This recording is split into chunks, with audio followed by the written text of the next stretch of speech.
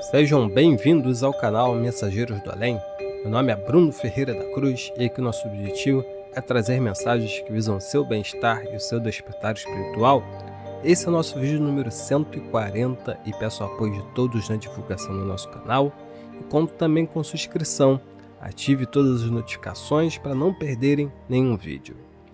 No vídeo de hoje vamos para mais um capítulo sobre as comunicações de Ramatiz. Ele fala muito nesse capítulo sobre a responsabilidade da mediunidade e o quanto as casas espíritas são protegidas, mas também são visadas aí pelas trevas. Temos muito a aprender com o vídeo de hoje, por isso fiquem até o final. O conteúdo é baseado no livro Elucidações do Além, psicografado por Hercílio Mas, através do espírito Ramatiz, livro de 1964, trecho extraído do capítulo 5. Quem tiver interesse em adquirir o livro em questão, deixarei o link fixado nos comentários. Dito isso, vamos lá. Pergunta: mas não é verdade que certos espíritos desencarnados pretendem liquidar com as reuniões mediúnicas e os centros espíritas porque isso lhes enfraquece suas empreitadas diabólicas? Realmente, as falanges das sombras envidam todos os esforços para destruírem as atividades benfeitoras que tentam esclarecer o homem quanto à sua verdadeira responsabilidade espiritual. É óbvio que a criatura terrena esclarece-se à medida que se desprende das faixas vibratórias dos espíritos viciosos e afeitos a toda sorte de paixões degradantes. Assim que o homem assume a consciência de seus atos, controlando suas emoções e pensamentos, é indubitável que ele também se liberta da condição de um repasto vivo das entidades desencarnadas afeitas a todas as torpezas e aberrações. Em consequência, as falanges das sombras realmente combatem com fúria as atividades espiríticas na Terra, porque o Espiritismo firma suas bases libertadoras no próprio Evangelho do Cristo, isto é, no mais avançado conjunto de leis siderais de salvação do homem encarnado. A suntuosidade, o exotismo ou a disciplina exigida nas reuniões e cerimônias das igrejas católicas, templos protestantes e casas reformistas ajudam os adeptos a retomarem para seus lares, certos da limpeza dos seus pecados. Não importa se outros novos pecados serão cometidos na próxima semana, pois o refúgio de suas mazelas e dos seus equívocos estender-lhes-á os braços no domingo vindouro, mediante a prédica do pastor sentencioso ou do sacerdote que os absolve novamente. No entanto, os espíritas aprendem, já de início, que nenhuma cerimônia, sacerdote ou compostura religiosa os salvará dos pecados cometidos, e que só a reforma íntima, a modificação da conduta e o espírito regrado lhes proporcionará melhor futuro. Os seus pecados são os efeitos de suas mazelas, sandices e crueldades do passado. A sua redenção não se fará dentro de um templo luxuoso, aos pés de um sacerdote, mas pela libertação decisiva das paixões e dos vícios humanos, ou seja, destruindo em si mesmos o terreno mórbido pecaminoso, que os liga às esferas ocultas das entidades malfeitoras. Em consequência, o movimento espírita é mais perseguido e odiado pelos mentores das trevas, porque os seus adeptos não sublimam seus pecados, semana após semana, sob a agradável impressão de transferirem-nos para o sacerdote ou pastor, que depois há de acertar-se com Jesus ou com Deus. Um centro espírita funcionando à base do Evangelho do Cristo é um reduto salvacionista, onde os seus frequentadores imunizam-se contra as investidas dos planos inferiores. Ali, os seus participantes recebem estímulos energéticos para ajustarem-se à vida superior e porem-se a salvo das investidas das sombras. O ensinamento não é feito à base de obrigações religiosas, mas principalmente sob o esquema do dever e da responsabilidade pessoal. Enquanto as religiões dogmáticas frenam as paixões dos seus fiéis, confundindo a solução do problema pecaminoso com o seu temporário impedimento, O Espiritismo ensina e requer uma libertação consciente, lenta e demorada, se for preciso, mas definitiva. A vida atual é a revelação positiva do negativo da existência finda. O sofrimento humano é a retificação do desvio anti-angélico. Não há injustiça nem privilégio, a cada um segundo suas obras. É resolução pessoal, individual e intransferível a qualquer sacerdote ou pastor. Deste modo, a doutrina espírita é realmente um estorvo para as intenções maquiavélicas dos maus espíritos. Interessa-lhes minar as bases sadias que ensinam o homem a libertar-se das paixões e dos vícios num esforço particular e definitivo. No entanto, um centro espírita só se desmancha, realmente, quando os destruidores do além-túmulo podem infiltrar-se no seu seio através das paixões e das impertinências dos seus próprios componentes. Eles então exploram a vaidade, o ciúme, a rivalidade e o amor próprio de todos, até levá-los ao atrito, à separação e ao estagnamento doutrinário. Pergunta: há fundamento na explicação de que certos centros espíritas ou terreiros são protegidos pelos espíritos trevosos?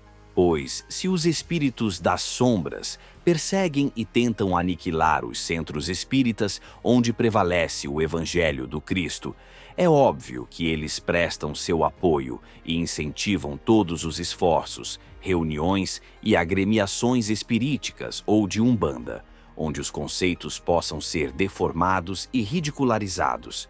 Deste modo, os mentores do astral inferior recomendam aos seus tutelados que assistam os trabalhos mediúnicos de baixo nível moral, onde a tolice, o ridículo, a vaidade e o interesse mercenário constituem um verdadeiro desserviço à linhagem iniciática do espiritismo. Acresce ainda que muitas criaturas adulteram as funções da mediunidade, entregando-se a trabalhos anímicos de umbanda, semeando sandices e truncando a realidade espiritual, à guisa de um serviço mediúnico superior. As comunidades do astral inferior fazem o seu estacionamento nos centros espíritas e terreiros, nos quais só domine a ansiedade do fenômeno espetacular, em vez da autorredenção. Ali estiola-se o espírito de iniciativa, desvirtua-se o discernimento espiritual e cresce o descuido para com a responsabilidade espiritual do ser. Nota do revisor.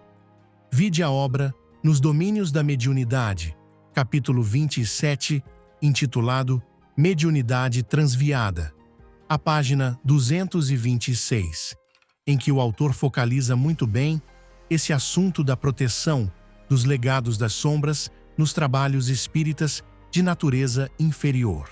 Pergunta: em geral, os espíritas atribuem aos sacerdotes católicos desencarnados a primazia de desmanchar os centros ou reuniões espiritualistas. Isso tem fundamento? Não há dúvida de que existe do lado de cá um grande movimento sustentado pelo clero romano, no sentido de tolher as atividades do espiritismo. E trata-se de iniciativa comandada pelos maus sacerdotes, isto é, por aqueles que na terra já viveram vida corrupta e censurável no seio dos próprios templos. Foram homens que, em vez de cumprir com dignidade os propósitos assumidos para com a Igreja Católica, só buscaram no mundo os gozos e os benefícios ilícitos, protegendo-se pela santidade das vestes sacerdotais. Quando encarnados, foram prejuízos vivos contra a própria comunidade a que pertenceram, porquanto desmentiam o trabalho santificado e útil das almas excelsas que cumpriam seus votos religiosos sob a inspiração do Cristo. A Igreja Católica não é responsável por esses trânsfugas que no além-túmulo continuam a macular suas vestes sacerdotais em perseguição ao espiritismo, pois é dessa mesma Igreja que surgiram as figuras sublimes de um Francisco de Assis, Vicente de Paulo, Teresinha de Jesus, Dom Bosco, Antônio de Pádua, Padre Damião e outros, cuja vida foi um hino de beleza e amor ao próximo. Como o rótulo não modifica o vinho azedo e o hábito não faz o monge, esses maus padres seriam perversos, ambiciosos ou imorais em qualquer setor de atividade humana a que se devotassem. Deste modo, eles sempre estariam operando no lado de cá, não somente contra o espiritismo, mas também contra qualquer instituição espiritualista que se devote a melhorar o padrão espiritual do homem.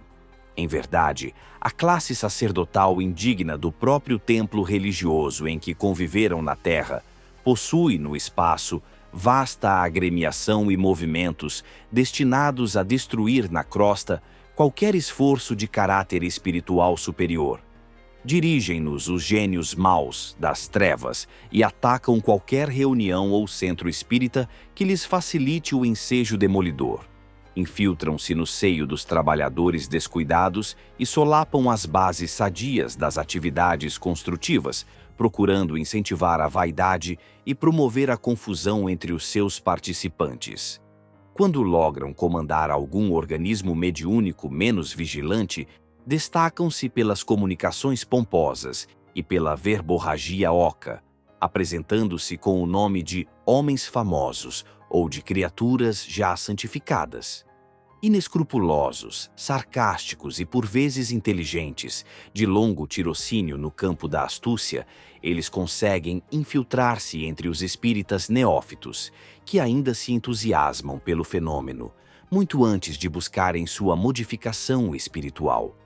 Quando logram estabelecer a discórdia, a desconfiança e o choque personalístico entre os membros de uma agremiação espírita, então, eles a destroem depois de rompida a segurança espiritual, mantida pelos protetores do alto. Pergunta: qual é a forma que os espíritos benfeitores comprovam a boa ou má concentração dos espíritas nas suas reuniões mediúnicas? Porventura, os pensamentos se fotografam no ar em torno dos mesmos? As criaturas humanas emitem raios de luzes tão intensos ou débeis conforme lhes seja a natureza dos pensamentos e dos sentimentos. Durante as palestras cujo assunto é inferior, fecenino ou agressivo, as auras dos homens tingem-se de cores escuras, que vão desde o vermelho sanguíneo, o verde ardósia, o cinzento oleoso até o preto depressivo. No entanto, se o assunto em foco é de ordem elevada, no qual se conjugam os princípios elevados do espírito, então fulguram as cintilações luminosas dos seus autores e atraem para junto deles entidades que procuram o contato humano no sentido de ampliar o serviço do Cristo no orbe terráqueo. Em consequência, as pessoas que se reúnem em torno de uma mesa espírita com o objetivo de efetuar um trabalho mediúnico espargem suas luzes conforme seja o seu caráter espiritual, porquanto o volume de sua luminosidade corresponde exatamente ao grau de sua natureza psíquica. A conexão de luzes que se faz entre as irradiações das auras de todos os participantes também compõe uma aura de força ou de segurança espiritual, baseada no grau e na capacidade espiritual de concentração. Enquanto se estabelece uma corrente de força impregnada de elementos vitais e magnéticos dos presentes, que em seguida casam-se aos fluidos dos espíritos desencarnados, produz-se a emanação terapêutica, que beneficia, suaviza e mitiga o sofrimento dos próprios espíritos sofredores ali presentes. É evidente que as pessoas corruptas, de mal viver e vítimas das paixões escabrosas, não conseguem manter o tônus vital necessário para sustentar uma concentração de boa estabilidade mediúnica. Em tal caso, as comunicações dos espíritos não se efetuam com a devida exatidão, mas deixam dúvidas e desconfianças, tanto pelo excesso de animismo dos médiuns, como em face do nível espiritual de quem as efetua. Bom, essa foi uma verdadeira aula, não é mesmo? Ainda tem gente aí que acha que Ramatiz não é relevante porque não faz parte da FEB. Bom, convido a todos a conhecerem o nosso outro canal, que fala aí sobre profecias e também a transição planetária. link fixado nos comentários. Espero que vocês tenham gostado de mais esse vídeo. Quem quiser contribuir com o canal, seja membro. Isso ajudará na produção de mais vídeos como esse. Então, muito obrigado a todos os apoiadores do canal. Ajude esse conteúdo a chegar até outras pessoas. Curta, compartilhe. Temos outros vídeos excelentes nos cards ao lado. Namastê, muita luz para todos e até a próxima. Tchau, tchau!